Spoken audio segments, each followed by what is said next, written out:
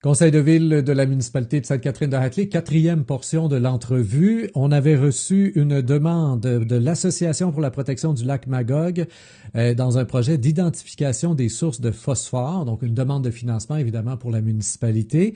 Monsieur Demers, je me tourne vers vous pour connaître la décision du Conseil. Je sais que vous refusez souvent plusieurs demandes qui vous ont fait de la part d'organismes, mais je crois remarquer que quand ça a lien avec les lacs, l'environnement, ben là, le Conseil est généralement plus enclin à participer financièrement. Est-ce que c'est encore le cas cette fois-ci?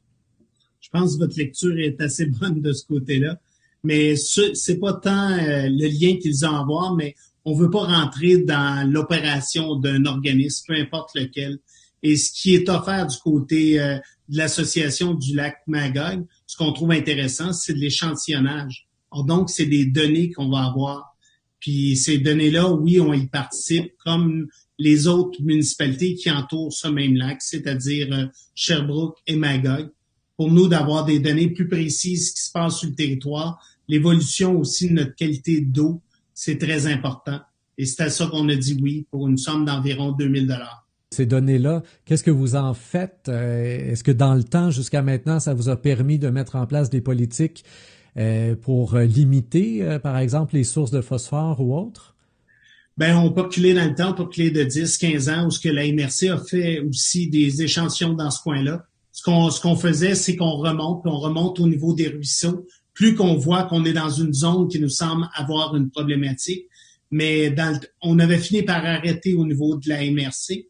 Là, quand on a vu depuis une couple d'années que l'association prend la relève, ben on les accompagne justement pour essayer de trouver si jamais il y a des sources potentielles de contamination au niveau du lac, on veut être le plus rapidement au courant. Puis, particulièrement au niveau du phosphore, ben c'est intéressant de voir si nos ruisseaux, ce qui amène l'eau vers le lac, à quel endroit que ça pourrait se trouver.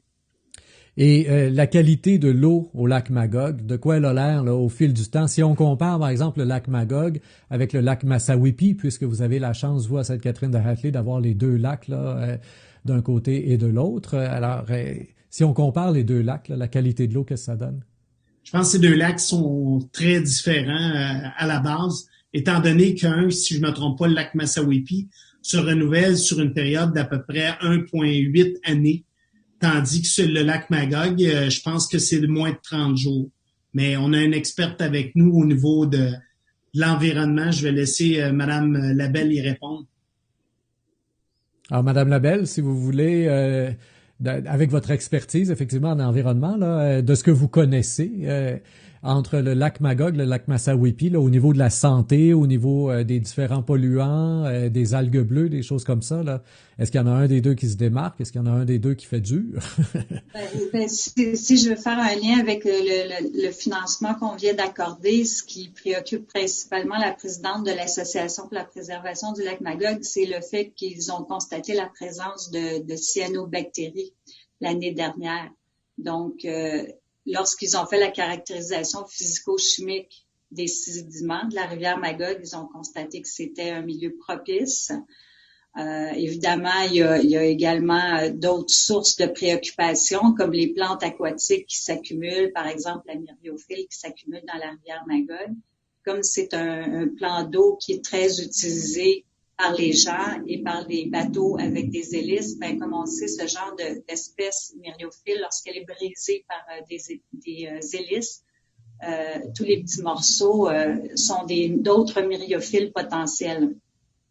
Mais principalement, là, je pense que c'est les cyanobactéries qui les inquiètent davantage. Puis ils veulent plus cibler cette année des sous-bassins, je crois, suite à l'inventaire. C'est la quatrième année, là, la quatrième étape plutôt, cette étude-là. Puis avec les caractéristiques que j'ai pas en tête, là, mais et avec l'inventaire des plantes qui a été fait, puis avec les échantillonnages qu'ils ont fait ce printemps, ils ont vraiment ciblé deux sous-bassins qui semblent problématiques. Ceci dit, je ne connais pas les deux sous-bassins, on ne m'a pas informé, donc c'est sûr qu'on a bien hâte de voir les résultats de cette quatrième étape.